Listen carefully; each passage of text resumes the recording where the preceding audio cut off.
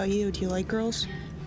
Think that I like TV shows. Okay, so let's talk about Jane Schoenbrun's latest film, I Saw the TV Glow. This is coming to us from A24 as well as Fruit Tree. And this is Jane Schoenbrun's next film after the film they had before, We're All Going to the World's Fair. So let's get into this film, the story, what it all means, and that ending. So before we get into all of that, I want to let you know we are running a giveaway. All you have to do to enter that giveaway is be subscribed to the channel and comment below your thoughts on the film. That gets you an entry, and at 30,000 subscribers, we will announce a winner. Less than 60 to go, so very excited to be announcing 2 winners once we reach that. But let's get into the film itself, which stars Justice Smith, Brigette Lundy-Paine, and you also have Fred Thurston here and Phoebe Bridgers. So very, very much so an interesting film. So this is one of the films that I will tell you is still my favorite film of the year, and I saw it back at Sundance back in January. Still love it, still think about it, and honestly, can't wait to own this one. But this film basically deals around these 2 characters, Owen and Maddy, who meet when Owen is a 7th grader, Maddy's a 9th grader, and they start to bond over this television series called The Pink Opaque, in which we see these 2 teenage girls, Isabel and Tara, fighting these monsters, and there's this whole supernatural element to it. And one of the things that's interesting is that the director, Jane Schoenbrun, is that The Pink Opaque is sort of similar to Buffy the Vampire Slayer when they were growing up. Very much so a way that they kind of like correlated this feeling of living through the TV, which we'll talk about in a bit as we get to the end of this story. So Owen has to use this whole excuse that they're attending a sleepover at another schoolmate's house, but what they're really doing is they're going to Maddy's house, watch the latest episode of the show, and he just becomes in love with it because he had never seen it before, but he had heard so much about it. He always wanted to watch it. And so he really becomes obsessed with it. We see 2 years pass by, and then we see that Owen's mother is now about to die. It seems they have a terminal illness, and it seems that he will be just left with his judgmental father, Frank, who calls The Pink Opaque a girl show. We see as Maddy, who also has become sort of pushed aside by everybody and ostracized. This is after a rumor circulated that she had tried to touch one of her friends. We see that Maddy continues to watch The Pink Opaque, but we see that Owen can't because now his parents are very strict. So Maddy begins to tape the episodes for Owen so he can watch them later, and this provides him some notes as well so he can get the lore explained at the same time until he gets caught up and is able to watch it. Owen visits Maddy again to watch one of the episodes, and then Maddy pretty much says, hey, I think I'm going to run away. I don't have anything else here. Town is just going to take everything from me and I'll just die, is what Maddy says. Owen doesn't want to do anything that Maddy's saying right now. He gets scared about this idea of leaving. He decides to just stay back. And then we see Owen's mother die, and then we see that Maddy disappears, no trace, and The Pink Opaque is now canceled on its 5th season. We then see as years pass by, and Owen is now working at a movie theater. He's living with Frank, and he's trying to help as much as he can with income.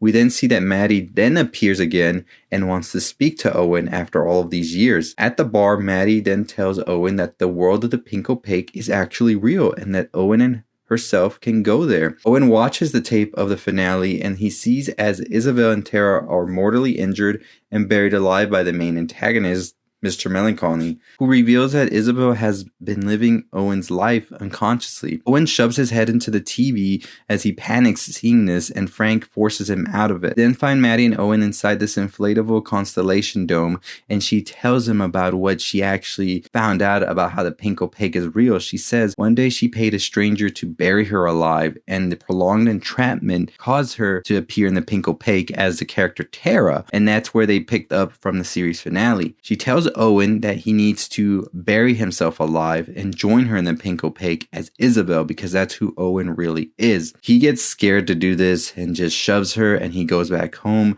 where he finds Frank having a stroke, and then Owen never sees Maddy ever again. We then see years pass by. Owen now has lost his father, Frank, who has died from another stroke, and then we see that Owen decides to keep living in this house, and he decides to go back to the Pink Opaque that's now streaming. He sees that the show was a lot cheesier, it wasn't as good as he imagined or remembered, and we see then years pass by again, and Owen, now in his 40s, is still working with the old manager, this time at a fun center, and he looks to be very bad in health. It looks like he can't afford his medications or his inhaler. And we see as Owen finally just has a mental breakdown where he just like screams and then he locks himself in the bathroom and nobody seems to bat an eye about what's happening. He cuts open his chest and this vision he's having, and then he sees in it the TV screen playing the pink opaque and staticky footage, and then he just returns to the party and he apologizes to all of the guests there, and nobody seems to care either.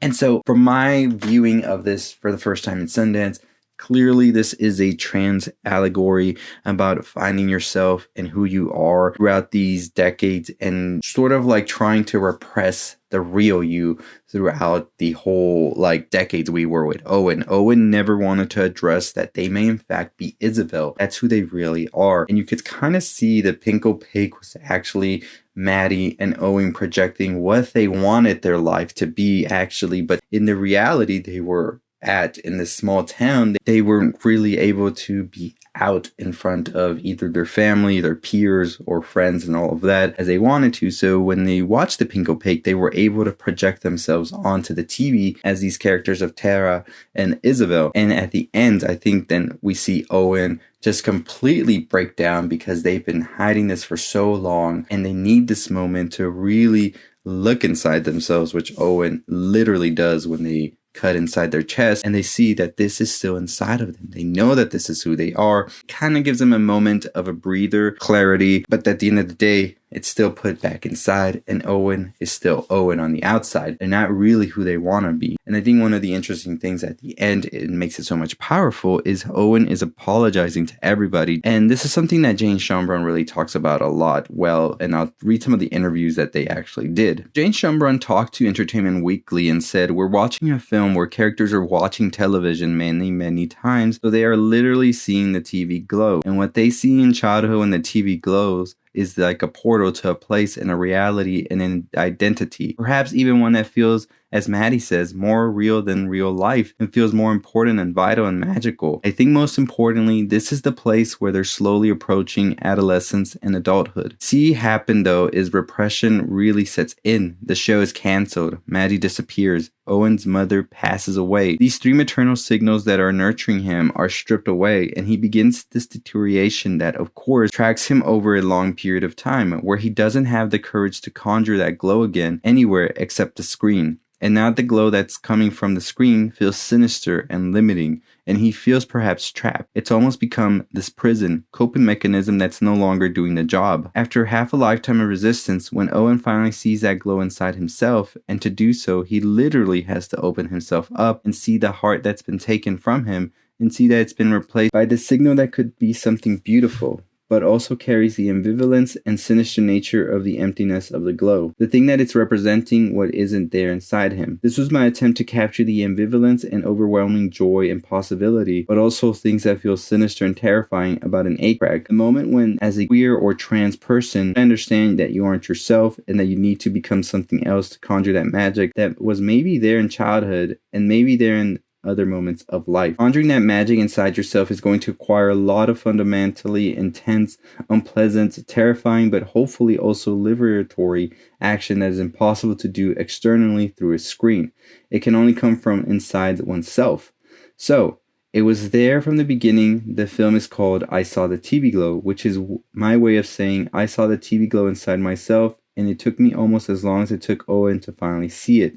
And when I wrote this film, I had only just seen it not that long before. So I think that is a very interesting way that we see Jane Schoenbrun put this film, is that this is a film about sort of finding that true person you've always been all this long.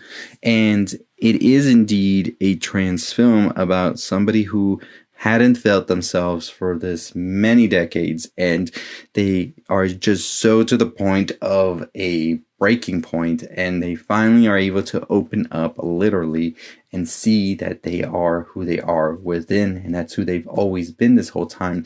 As much as Owen tried to tell Maddy that it's not true, and Maddy tried to help Owen come to this side, to say, you are this person, you really are, I've seen it all along, I know who I am now, and I want to give you that same sort of like sigh of relief that you are now able to be yourself and Owen just kept pushing aside and just burying it deeper and deeper within until it finally couldn't be in there, and he was literally suffocating because he wasn't who he wanted to be all of this time. Schoenbrun also talked about the early stages of their transition and talks about the way that this was when they were writing the film. I was trying to make a work that could feel incredibly authentic to how that really feels, rather than the kind of Hallmark card Disney versions of transition that we see in Hollywood films written by cis people who are trying to capture something authentic or are trying to create a shallow version of representation on screen. For me, I was like, even just getting to the beginning of transitioning, which is where maybe we leave Owen in this film, even if the beginning is writing and unsure and rife with all of the trauma accumulated from repression and dysphoria and half of a life half lived, that's still an achievement. Own experience of transitioning in that to be trans is to be told, and I think to a certain degree, in my case, convinced that you are an imposter from birth. The person you know you are and should be is off limits to you, and that you need to protect yourself and your true identity from all of the people around you. That you essentially have to be apologizing for existing in your authentic self from the beginning of your life. And I think that's something that we see at the end in the way that Jane also puts it, that this is maybe the beginning of seeing Owen pushing towards that light, pushing towards that glow that Maddy told them about, that they are Isabella, and they're finally trying to accept that. But as Jane puts it, they're still sort of apologizing to everybody around them. And you see that the people around them are just living their life and doing whatever they want, whatever. And Owen is still putting so much of that sort of like, what would they think of me? What will they think if I do that? What will they think if I do this? But at the end of the day, they're seeing that these people aren't really even caring for Owen, who's going through all of this, and Owen should just be their authentic self. And so I really enjoyed the film for pushing that sort of feeling of you are who you are, and that's all you are, and you don't have to feel this need to bury it or push it down, and you just have to be able to follow that glow that you have within you. Just let it shine, right? And I think that at the end we see Owen sort of make that step forward into trying to let that glow not just be on the TV but come out of him as well. And for the majority of the film, we just saw Owen see that glow and just be far from it. He was watching it from a screen. He wasn't seeing that in real life. He was only seeing that glow come from the screen because that's where he felt he could sort of project himself and be authentic to everything, but never really in his real life until the end of the movie when he realizes the glow has always been inside of him. And hopefully this is the beginning of Owen living his truth and living a life worth living for him.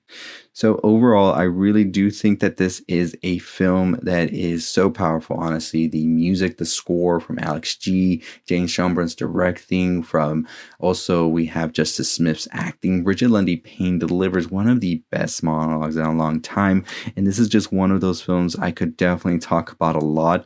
And I think I will. I will have more videos talking about the things throughout. There's a lot of symbolism here, color palettes, things like that. It is just one of those films we can talk about. But I just want to talk about the ending and just want to go over that interview that Jane had with Entertainment Weekly where they discuss more of it. And let me know your thoughts on the ending and all of that as well. But as always, that is going to do it for me. And if you haven't already, make sure you subscribe. Make sure you comment your thoughts on the film. That gets you an entry into our giveaway, which we will be doing at 30,000 subscribers. So don't miss out on that. And make sure that you are also checking out our videos where we talk all the stuff in film and movies you love. So don't miss out. Let's get on the conversation. But as always, stay safe, stay positive.